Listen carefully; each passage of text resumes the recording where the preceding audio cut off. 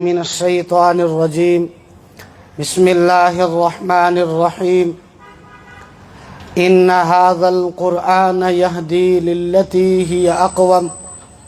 وقال الله تبارك وتعالى: إنا نحن نزلنا الذكر وإنا له لحافظون.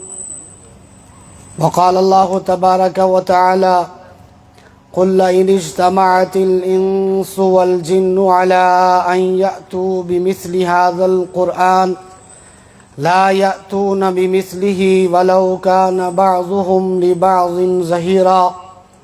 وقال النبي صلى الله عليه وسلم: خيركم من تعلم القرآن وعلمه. صدق الله المولانا العظيم.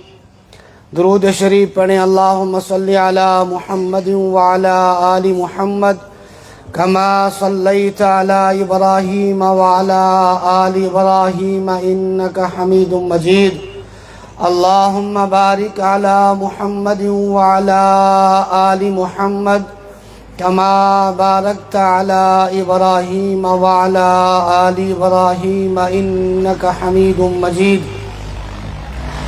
زمانہ آج بھی قرآن ہی سے فیض پائے گا. زمانہ آج بھی قرآن ہی سے فیض پائے گا. مٹیں گی ظلمت شب اور سورج جگمگائے گا. دور حاضر کے مسلمان ہر طرف پامال ہیں. دور حاضر کے مسلمان ہر طرف پامال ہیں. چھوڑ کر تعلیم قرآن وہ پریشان حال ہیں. اے موج حوادث ان کو بھی دو چار تھپیڑے ہلکے سے. کچھ لوگ ابھی تک ساحل پر طوفان کا نظارہ کرتے ہیں. یہ دنیا اہل دنیا کو بسی معلوم ہوتی ہے. نظر والوں کو یہ اجڑی ہوئی معلوم ہوتی ہے. یہ کس نے کر دیا سب دوستوں سے مجھ کو بیگانہ. مجھے اب دوستی بھی دشمنی معلوم ہوتی ہے. میں رونا اپنا روتا ہوں تو وہ سن سن کے ہنستے ہیں. انہیں دل کی لگی ایک دل لگی معلوم ہوتی ہے. طلب کرتے ہو دادے حسن تم پھر وہ بھی غیروں سے. مجھے تو سن کے بھی ایک عار سی معلوم ہوتی ہے. اگر ہمت کرے تو کیا نہیں انسان کے بس میں.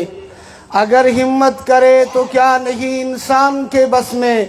یہ ہے کم ہمتی جو بے بسی معلوم ہوتی ہے.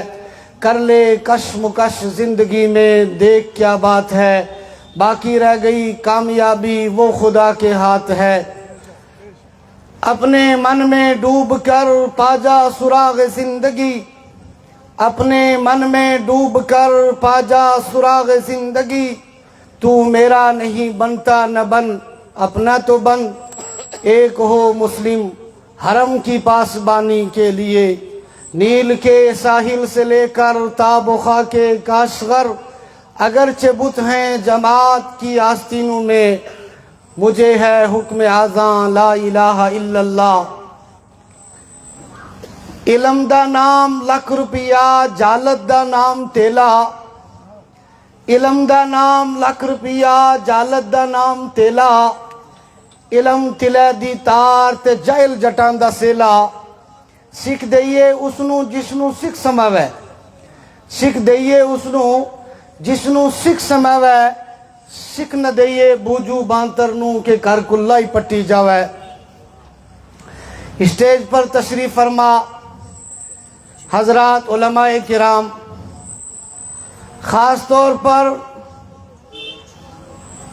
حضرت مولانا لال الدین صاحب حامدی، حضرت مولانا عبد الرحیم صاحب خاکی. ہمارے آج کی اس مجلس کے صدر اور جمعیت علماء صوبہ کشمیر کے صدر حضرت مولانا محمد یونس صاحب، معزز و مکرم سامعین، پردہ نشین ماں اور بہنوں، السلام علیکم ورحمۃ اللہ وبرکاتہ. میں اپنی گفتگو میں علماء کرام کو مخاطب نہیں کر رہا ہوں، اس لیے کہ میں خود کو اس چیز کا اہل نہیں سمجھتا کہ میں علماء سے خطاب کروں۔ آپ کو اپنا پڑھا ہوا سبق سنانا چاہتا ہوں۔ آپ دعا فرمائیں کہ اللہ تعالیٰ مجھے حق کہنے کی توفیق عطا فرمائے اور ہم سب کو اس پر عمل کرنے کی توفیق عطا فرمائے۔ الحمدللہ ریاست جموں و کشمیر کے تقریباً 70% مدرسوں میں جا چکا ہوں، اور کوئی مدرسہ مجھے ایسا نظر نہیں آیا کہ میں نے پوچھا ہو اس مدرسے کی بنیاد کس نے رکھی، آپ کے اس مدرسے کا دارالقرآن کس نے بنوایا، یہ آپ کی مسجد کس نے بنوائی، اور مجھے انہوں نے مولانا لال الدین صاحب کے علاوہ کسی کا نام سنایا ہو۔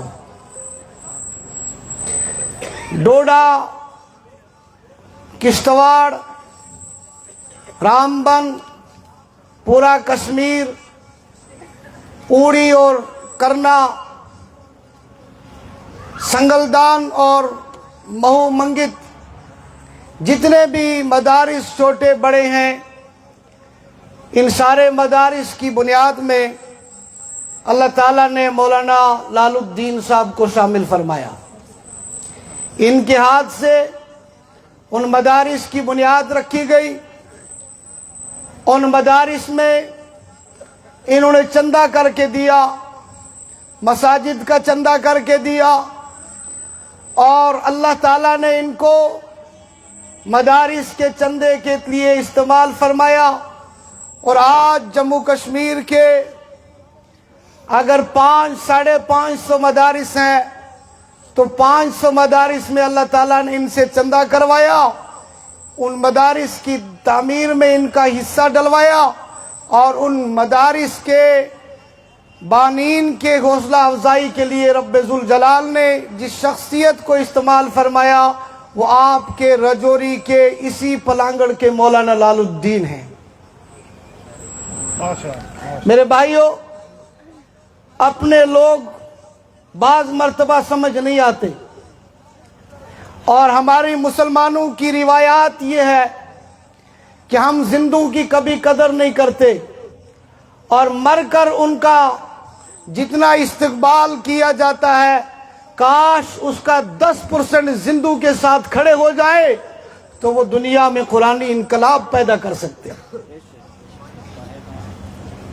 میں یہاں کئی مرتبہ آیا، اس مدرسے کا محتمم مولانا حافظ دانش صاحب میرا چھوٹا بھائی ہے۔ پچھلی سال بھی ہم آئے، دیکھا تو مدرسہ اس قدر خوبصورت اور عالی شان نہیں تھا، یہ جو طلباء کی تعداد نظر آ رہی ہے یہ نہیں تھی، باتھ روموں کا انتظام نہیں تھا، مدرسے کے رنگ روگن کا کوئی انتظام نہیں تھا۔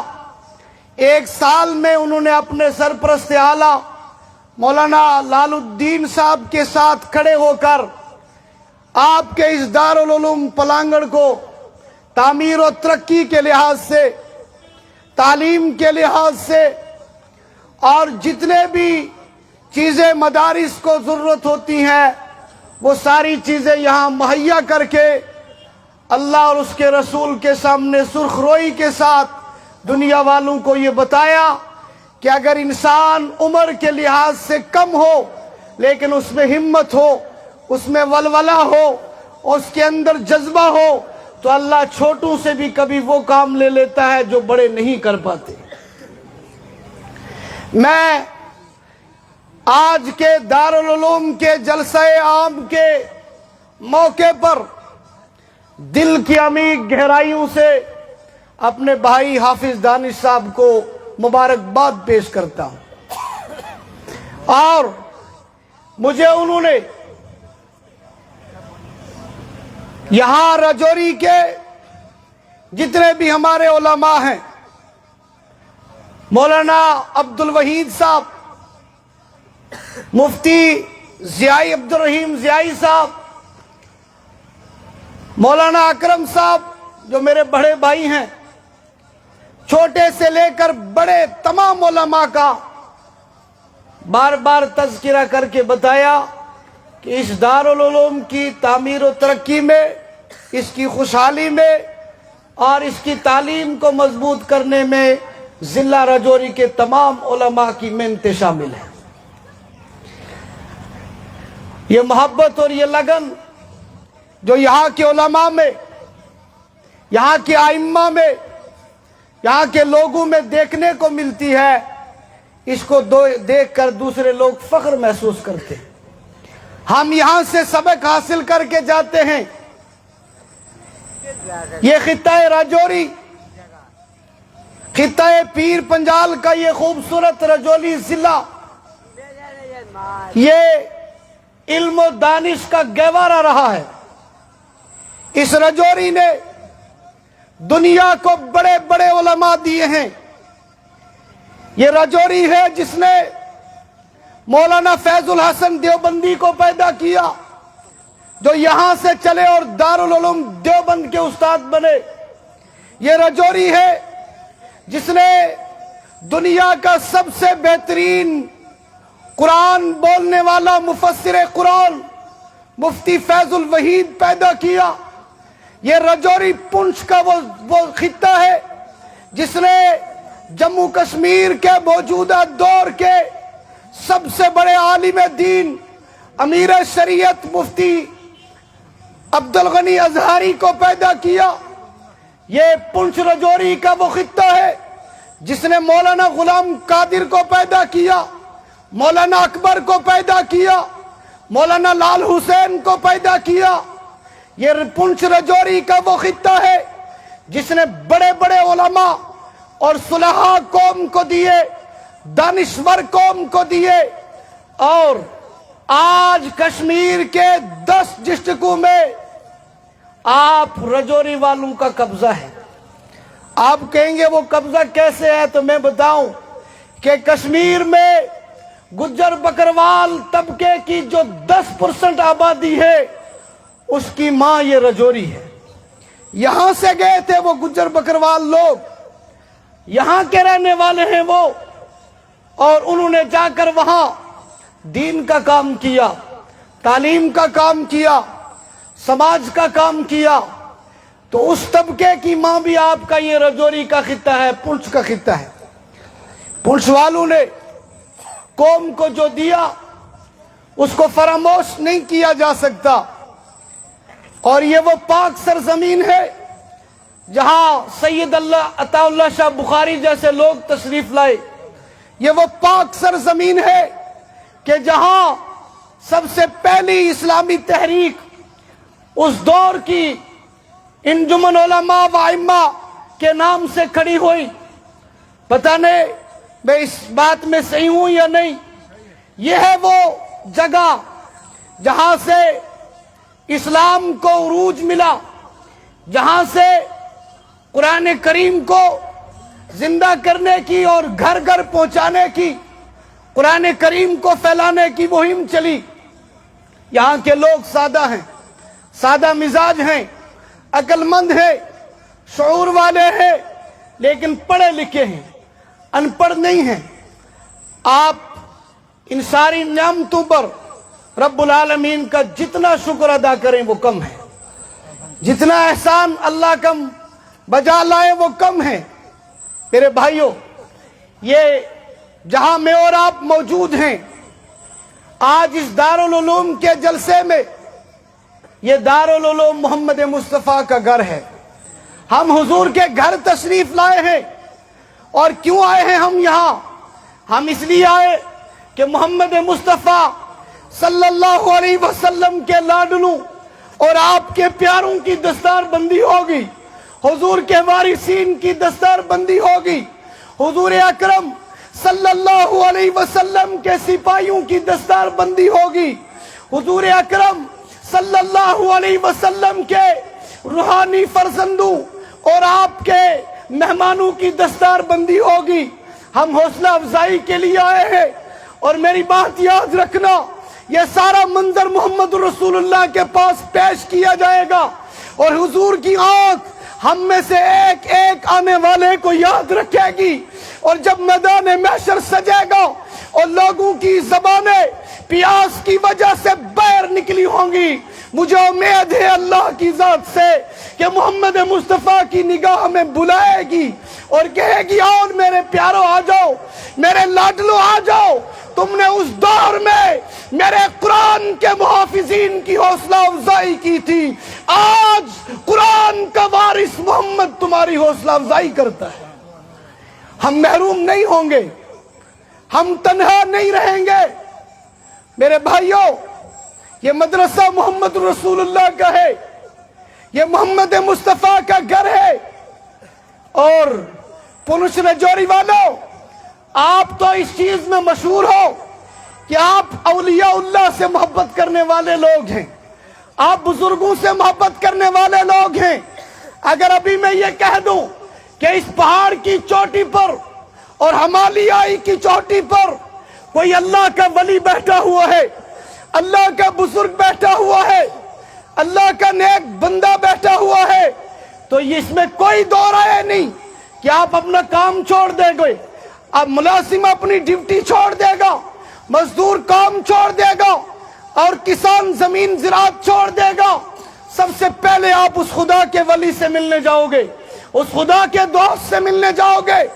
آپ کہاں عقیدہ ہم سے زیادہ اولیاء کے حوالے سے مضبوط ہے، آپ زیادہ محبت کرنے والے ہیں، اور آپ کو اللہ نے یہ شان عطا فرمائی ہے، اس میں کوئی برائی نہیں ہے۔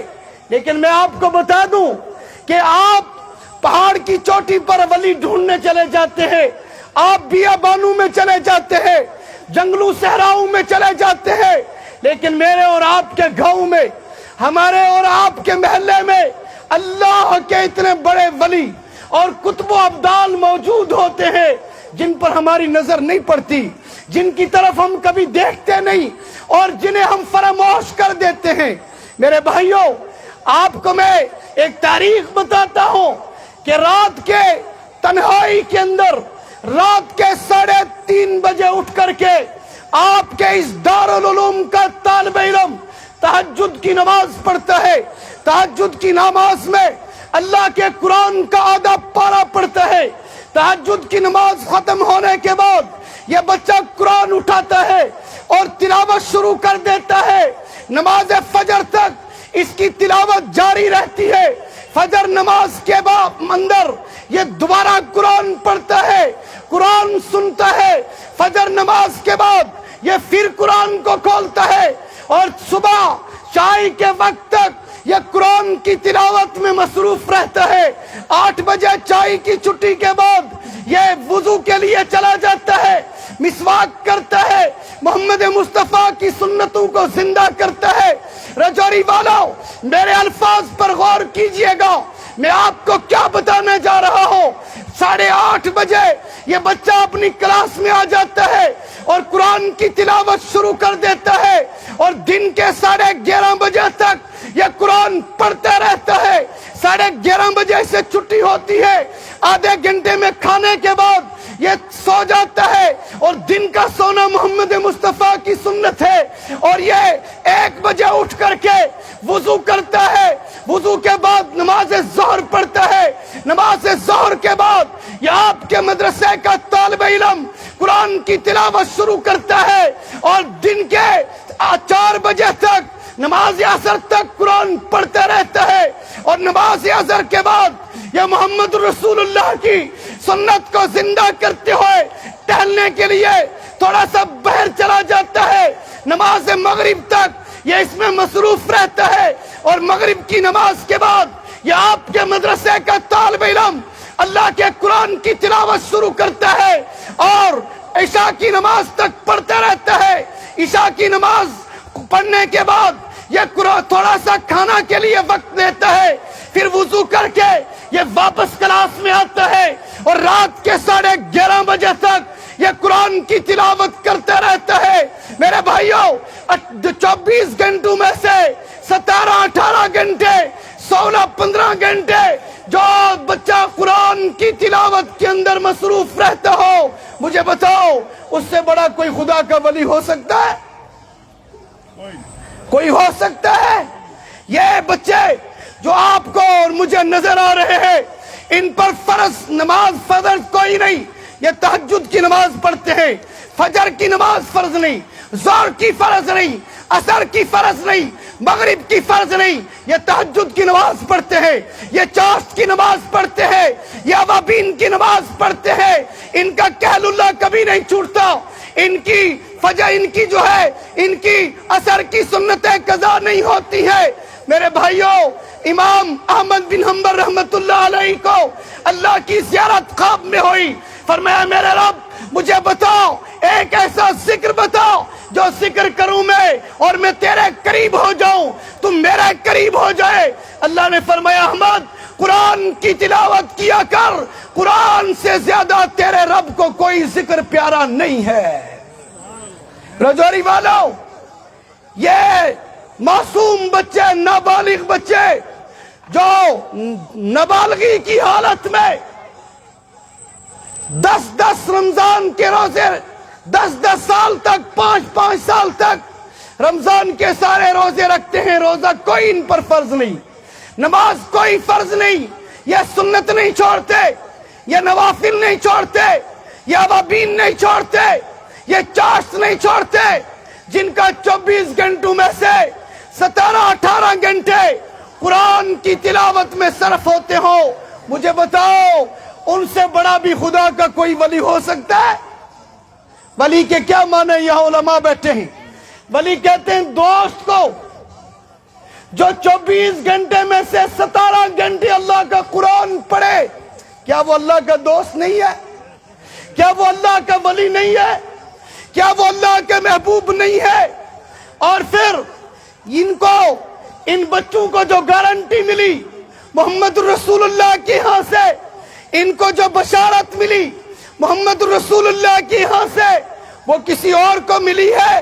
اور میرے بھائیوں، میرے ملازم بھائیوں، میرے تاجر بھائیوں، میرے زمیندار بھائیوں، میرے مزدور بھائیوں اور میرے مسلمان اور غیر مسلم بھائیوں، آج میں اور آپ جو سانس لے رہے ہیں وہ سانس ان بچوں کی بدولت لے رہے ہیں۔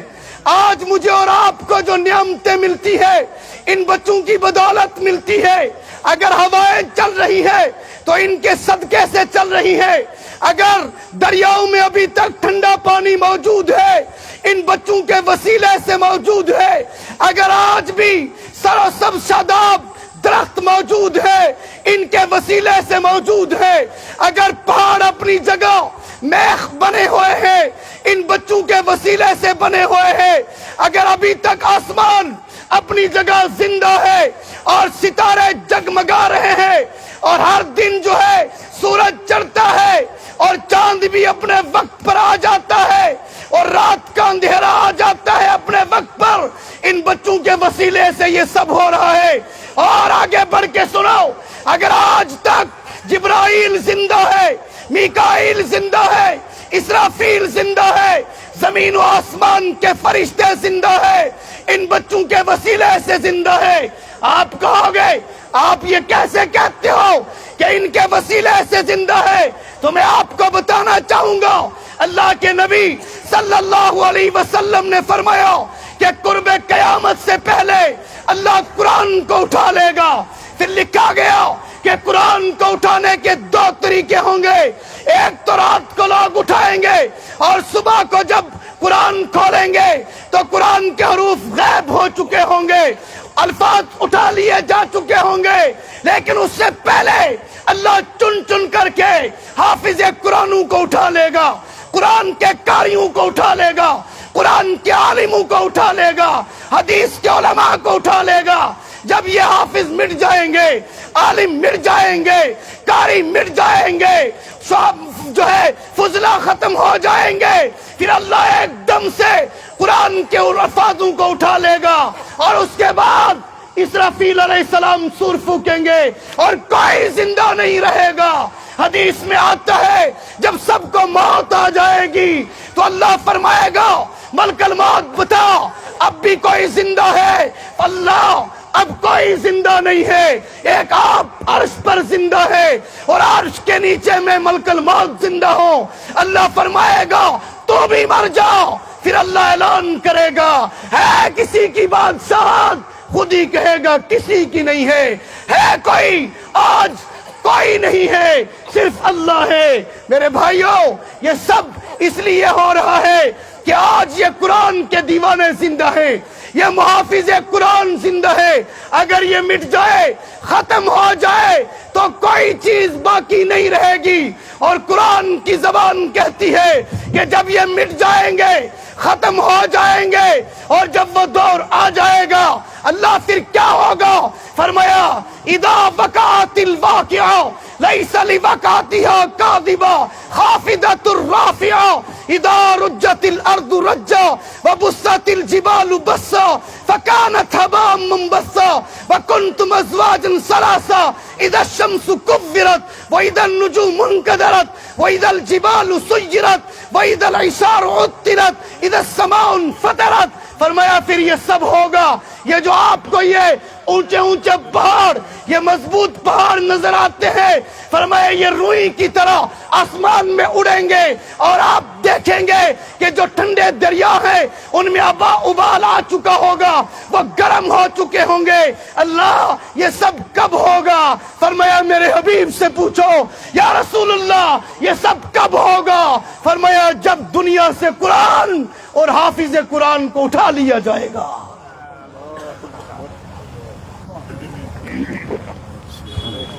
اب بتاؤ، ملازموں، تاجروں، ہونا تو یہ چاہیے تھا کہ جن کے وسیلے سے ہم زندہ ہیں، اگر کوئی کسی کو اولاد نہ ہوتی ہو، پیر صاحب تعویذ دے دے، ساری عمر ہم اس کے مرہون منت رہتے ہیں، کہتے ہیں جی اس نے جو ہے تعویذ دیا تو بچہ ہو گیا، حالانکہ بچہ دینے والی ذات کس کی ہے؟ اللہ کی ہے، لیکن مرہون میں منت رہتے ہیں۔ کوئی ہمارے بچے کو نوکری لگا دے، ساری عمر اس کے مرہون منت رہتے ہیں، جی ہمارے بچے کو روزگار دیا ہے۔ کوئی دکان میں مدد کر دے، ساری عمر اس کے شکر گزار رہتے ہیں، جی میں جب کمزور تھا اس نے میری مدد کی۔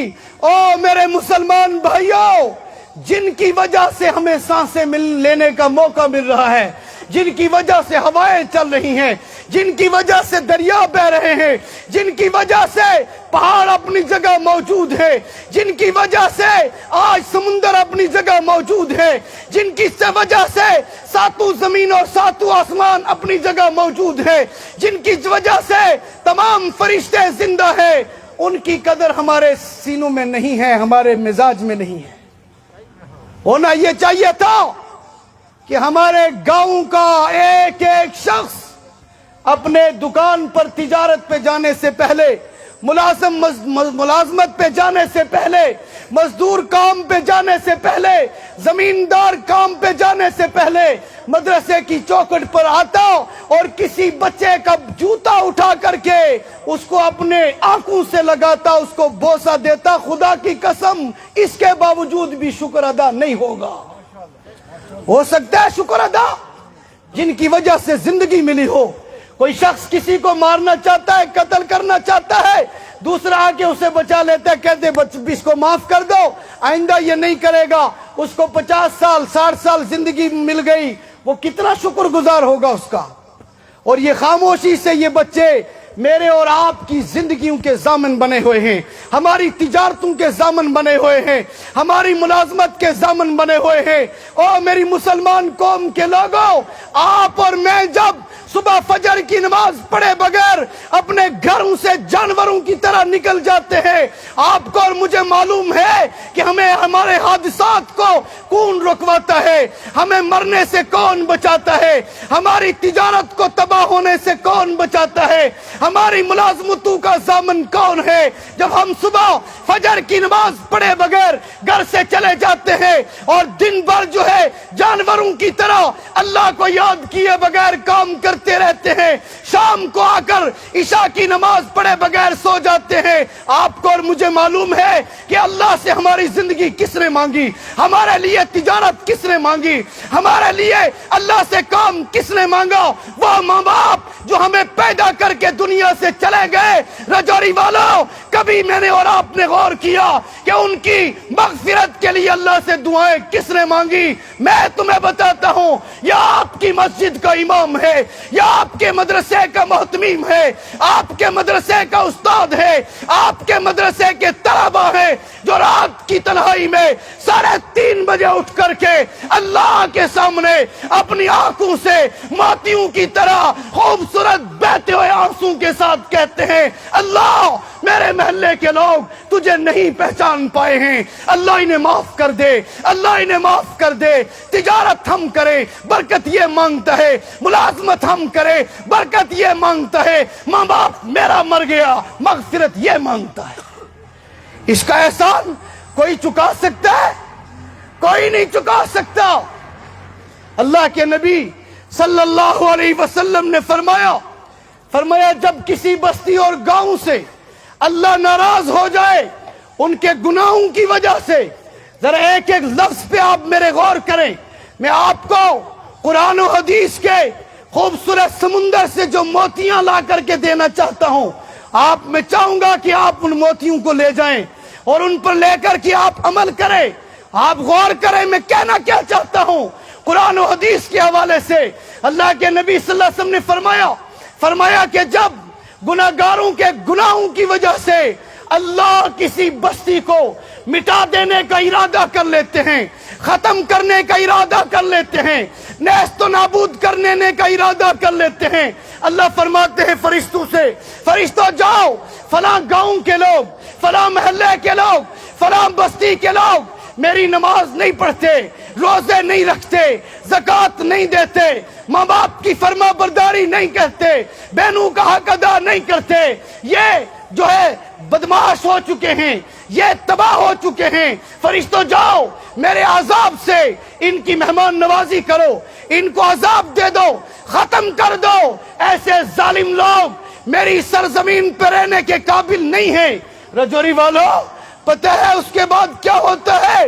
اللہ کے نبی نے فرمایا وہ فرشتے عذاب لے کر آ جاتے ہیں، قریب تھا کہ اس بستی کو مٹا دیتے، دیکھا کہ اس گاؤں میں ایک چھوٹے سے مدرسے کے اندر انہی لوگوں کے بچے اللہ کے قرآن کی تلاوت کر رہے ہیں، فرشتے واپس چل جاتے ہیں اور کہتے ہیں اللہ اے مالک ذوالجلال، وہ جس گاؤں کو تباہ کرنے کا، مٹا دینے کا، ختم کر دینے کا ہمیں حکم ملا، ہم نے دیکھا اس گاؤں میں چھوٹے چھوٹے بچے تیرے قرآن کی تلاوت کر رہے ہیں، قرآن پڑھ رہے ہیں۔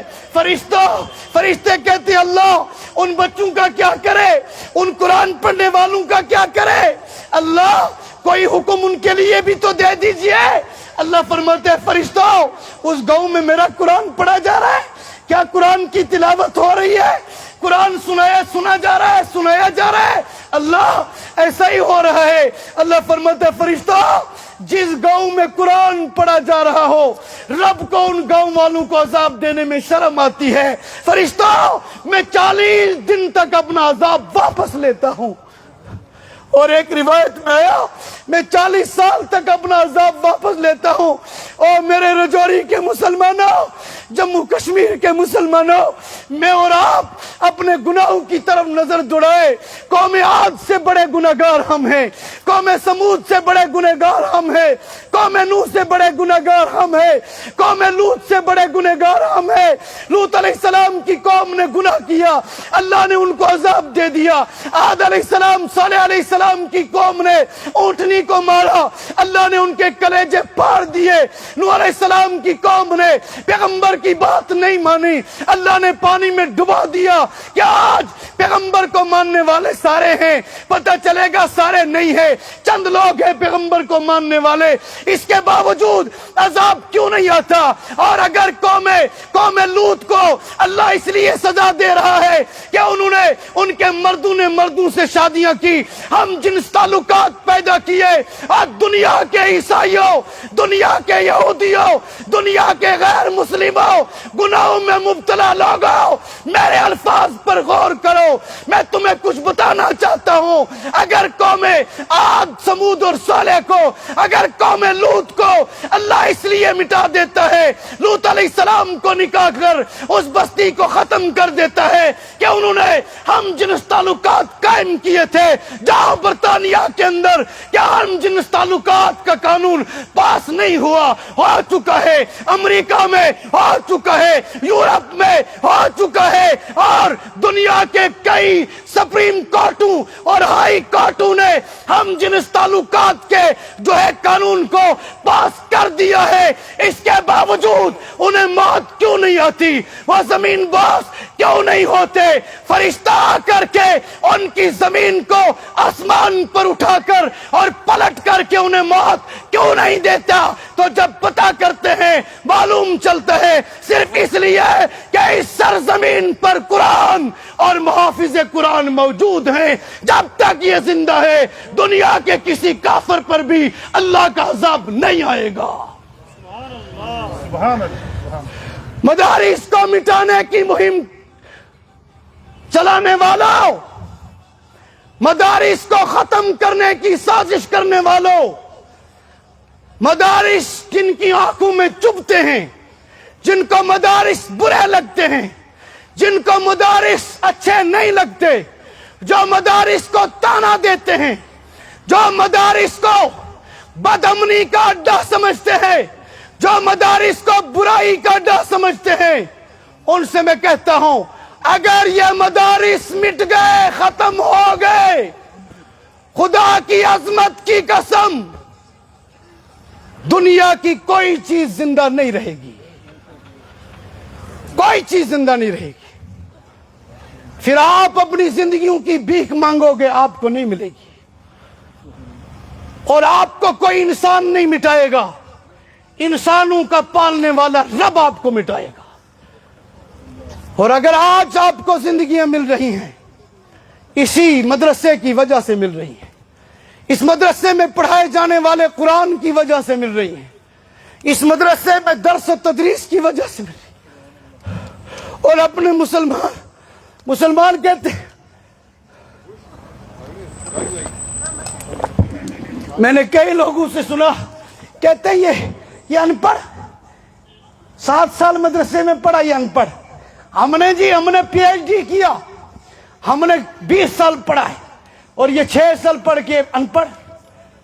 ظالم، تو اللہ کی کتاب کو جہالت کہتا ہے، تو اللہ کے قرآن کو جہالت کہتا ہے، اور پھر کچھ لوگ کہتے ہیں یہ حافظ کیا، انہوں نے جو ہے طوطے کی رٹ یاد کر لیا۔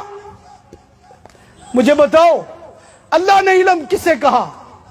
اللہ نے قرآن کو علم کہا، اللہ نے حدیث کو علم کہا۔ میرے بھائیوں، یہ کوئی عام لوگ ہیں؟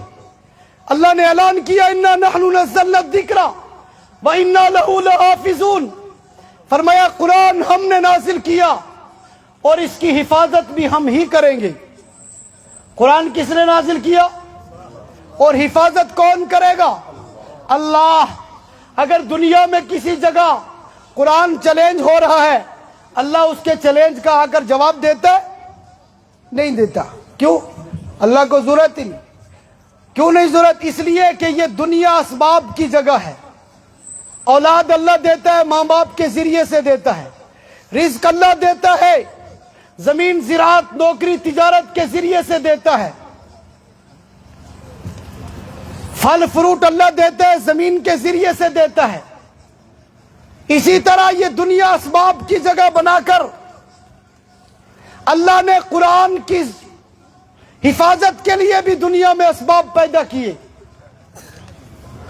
قرآن کی حفاظت اللہ کرتا ہے، لیکن اس نے دنیا میں اس کے لیے ذریعے بنائے، اسباب بنائے۔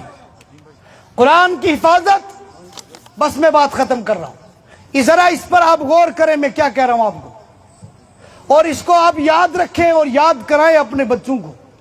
قرآن کی حفاظت کون کرتا ہے؟ اللہ۔ متن کی حفاظت حافظ قرآن کے ذریعے سے کراتا ہے، معنی کی حفاظت عالم کے ذریعے سے کراتا ہے، تفسیر کی حفاظت مفسر کے ذریعے سے کراتا ہے، حدیث کی حفاظت محدث کے ذریعے سے کراتا ہے، قرات کی حفاظت قاری کے ذریعے سے کراتا ہے۔ قرآن کی حفاظت اللہ کرتا ہے، جسے جیسے اولاد اللہ دیتا ہے، ماں باپ کے ذریعے سے دیتا ہے، ہوائے اللہ چلاتا ہے، فرشتے کے ذریعے سے چلاتا ہے، موت اللہ دیتا ہے، ملک الموت کے ذریعے سے دیتا ہے، سور اللہ پھونکے گا، اسرافیل کے ذریعے سے پھونکے گا، نبیوں تک پیغام اللہ نے پہنچایا، جبرائیل کے ذریعے سے پہنچایا۔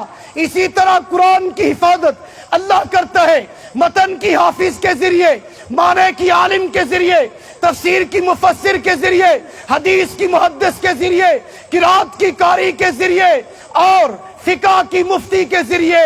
یہ سارے کے سارے لوگ قرآن کے محافظ ہیں، اور قرآن سینے کی شکل میں نازل ہوا ہے۔ قرآن کا سب سے پہلا محافظ محمد رسول اللہ کا سینہ ہے۔ تو حافظ قرآن کی قدر کریں گے یا نہیں کریں گے؟ اب بتاؤ، جو میں نے گفتگو کی، اب بتاؤ یہ مدرسہ ہماری تجارت بچانے کا ذریعہ ہے یا نہیں ہے؟ نوکریاں بچانے کا ذریعہ ہے یا نہیں ہے؟ زندگیاں بچانے کا ذریعہ ہے یا نہیں ہے؟ مسلمان تو مسلمان، غیر مسلم بھی قرآن کریم کی برکت سے محروم نہیں ہے۔ وہ بھی اگر آج اللہ کی نظر میں زندہ ہے تو قرآن کی وجہ سے ہیں۔ اللہ تعالیٰ عمل کی توفیق عطا فرمائے۔